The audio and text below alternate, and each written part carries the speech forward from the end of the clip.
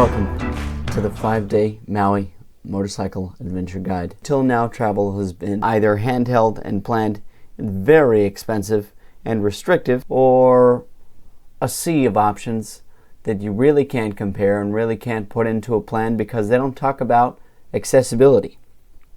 Now what I've done is give you a complete, planned, highly visceral adventure of the best things to do, including things that people have not considered possible, in a way that's routed from your phone. Considering a small, filtered type of person, I've made every decision for you in the interest of what has the highest value and ordered it in a way that you can do the most in the shortest amount of time. I also display a short list of some of the other best choices so that you can make the best decision without stopping to think. You will likely have to make some decisions on your feet, and that's why I'll prepare you in the best way that I can. I've given a lot of thought to this and tried to give you the benefit of the deep knowledge base that I have. I've weighed all the decisions, experienced the most of this place that an outsider can, and have shortlisted all the options and made a series of decisions on your behalf based upon an identity of the desires and tolerances of people who embark on this journey. More on that in a moment. In order to do this with max accessibility, you need to bring all your stuff with you. It's very difficult. It's simply not possible by the standards of most people. I've been backpacking for 2 decades, and I've made you a detailed list of exactly what to bring and the lightest versions of it so that you can fulfill your needs and some comforts and still take it all with you without strain, especially if you need to fit it in one checked bag. I go into even more detail on this later in the Excel document about packing. There's still some pivoting that you can do on a lot of decisions. At any time there's room for an alternate personal decision, and you can rejoin the tour later. You can refuse any part of it. It's streamlined and specialized for groups of 2 to 4 adventurous people on mopeds or motorcycles that are willing to camp and backpack and have a medium level budget. The spectacular itinerary of all the best things to do can be used by a family, a party in a car, a party on a seriously tight budget, or a party that is already very experienced with backpacking and planning but doesn't know the absolute best the island has to offer and how to access it efficiently. However, if you're not up to some risk, you'll find yourself frequently disagreeing with the style and activity set. You really don't need many materials or money to do it.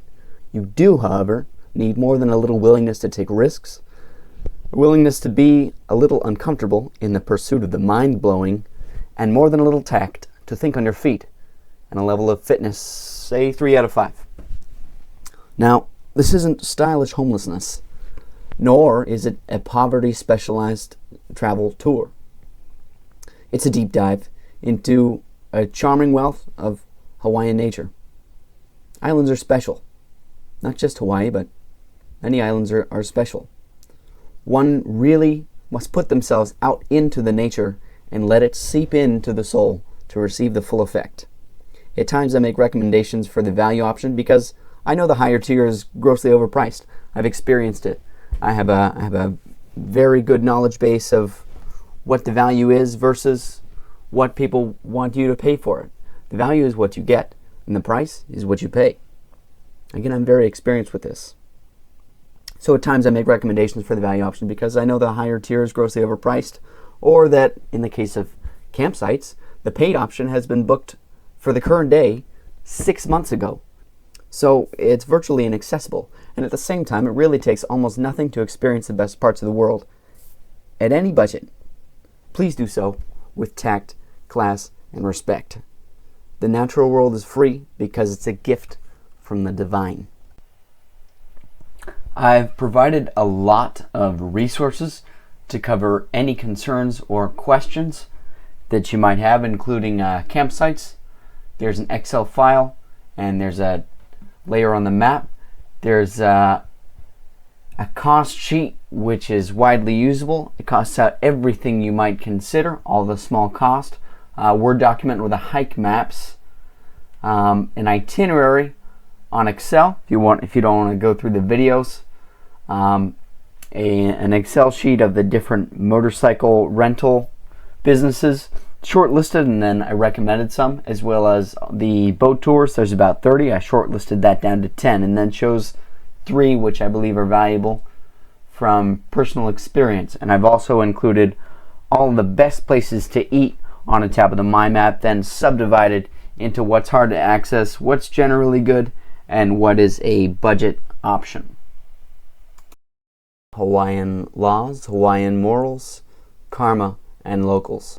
So as an island, there's a particularly strange blend of morals versus laws. Maximum government comes from an authority far away, and really the idealism of how the locals, including the local authority, want things to go is going to be carried out by the locals in a way that is a little bit different from the national authority. So it's kind of a gray area, and there are things that are allowed that are not said that they're allowed, and there are things that are not allowed that are said that they're allowed. Let me cut through this. Hawaii is governed by a combination of morals and rules, but more morals than rules. I'm going to ask you on this tour to be moral and make recommendations that toe the line of legality, because access is so deliberately restricted. Be moral and you won't run into problems. Legality is largely to stop visitors from being foolish with risks and then suing Hawaii for being nature's Disneyland. One of these topics is all-night fishing. Camping where you please is not legal, but all-night fishing is legal, and we'll talk more about that later. I may make recommendations for parking that's toes the line of legality, and taking rental vehicles like mopeds in areas where it's not recommended, or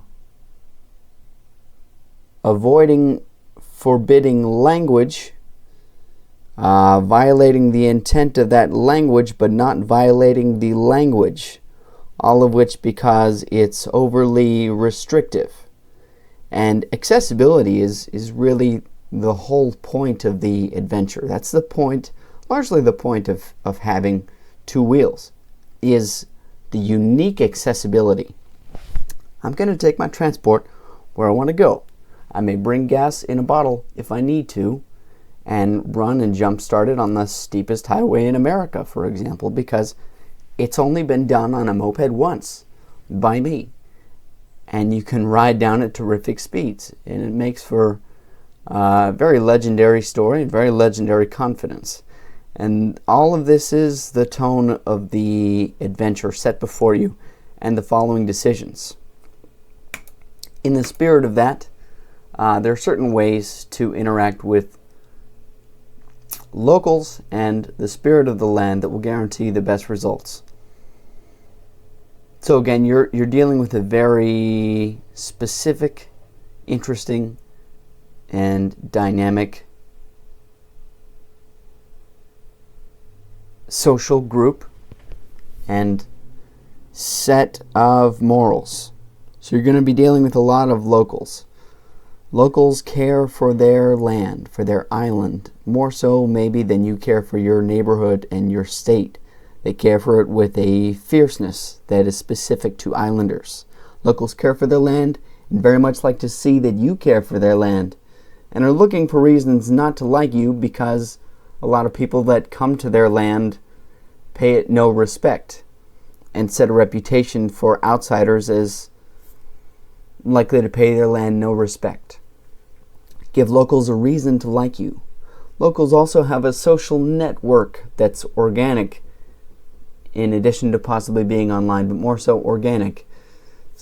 For example, before you get to the other side of an island, the locals will have already been told by people on the other side of the island that you tossed a cigarette or that you picked up a cigarette on the previous side of the island.